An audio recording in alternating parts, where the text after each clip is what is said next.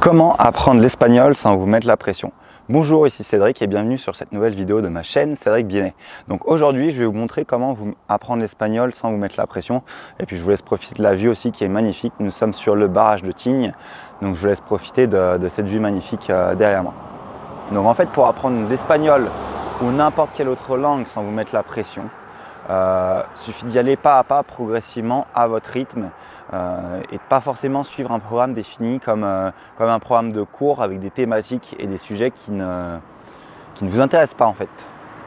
Donc là, en ce moment, je suis en train d'apprendre l'espagnol pour ceux qui savent, avec une méthode qui s'appelle la méthode Michel Thomas. C'est une méthode qui est utilisée par beaucoup d'hommes politiques, beaucoup d'artistes pour pouvoir apprendre une langue étrangère et la parler, on va dire, la comprendre et la parler assez rapidement. Donc, normalement, c'est une méthode en 6 mois qui prend à peu près 5 minutes par jour et qui vous permet d'apprendre la langue pas à pas et de connaître en fait toutes les thématiques courantes pour pouvoir dialoguer, discuter, conjuguer vos verbes, tenir et comprendre en fait une conversation et pouvoir tenir un discours. Donc j'utilise cette méthode pour me remettre vraiment au niveau d'espagnol parce que moi j'en ai en cours, donc en mode scolaire, mais après je ne peux pas dire que j'ai vraiment appris l'espagnol avec.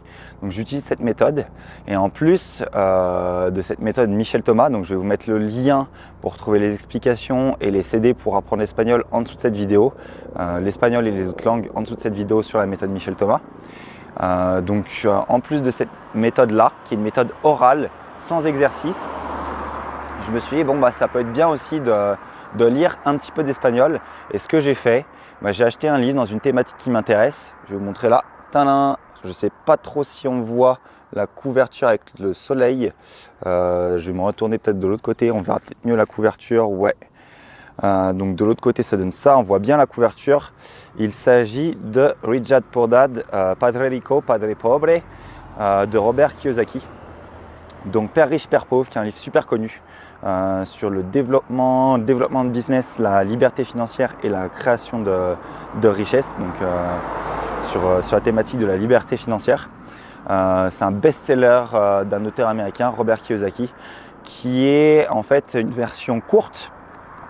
Donc je ne l'ai pas lu ce livre, hein. C'est vraiment la première fois que je le lis. On me l'a vraiment recommandé dans tout ce qui était liberté financière, de lire le livre de Robert Kiyosaki, Père riche, Père pauvre. Et je me suis dit, plutôt que de le lire en français ou en anglais, puisque je parle déjà le français et l'anglais couramment, je vais le lire en espagnol comme ça. C'est une thématique qui va m'intéresser. Je vais apprendre des choses par le biais de ce livre. Et puis je vais surtout apprendre l'espagnol par le biais de ce livre. Et en fait, c'est plutôt cool. Parce que si on voit, donc je vais remonter la couverture, c'est Padre Rico, Padre Pobre, pa jóvenes.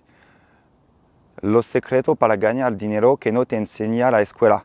Donc c'est un livre en fait pour les jeunes, pour les ados. C'est pas la version adulte. Donc j'ai pris un livre simplifié, la version ado, les secrets pour gagner de l'argent que t'enseignes pas à l'école.